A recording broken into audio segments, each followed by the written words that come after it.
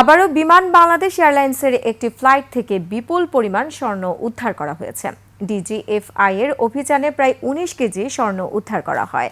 Dubai থেকে চট্টগ্রাম হয়ে ঢাকার হজরত শাহজালাল আন্তর্জাতিক বিমানবন্দরে আসা বিমান বাংলাদেশ এয়ারলাইন্সের BJ-148 ফ্লাইটে প্রায় ১৯ কেজি স্বর্ণের চালান জব্দ করেছে গোয়েন্দা সংস্থা ডিজিএফআই ও এফসেক এবং কাস্টমস হাউস সহ বিভিন্ন সংস্থা।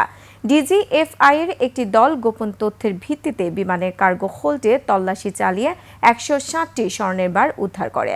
উদ্ধার হওয়া স্বর্ণের মোট ওজন ১৮ কেজি ৭২০ গ্রাম। তবে এ ঘটনায় এখন পর্যন্ত কাউকে আটক করা সম্ভব হয়নি।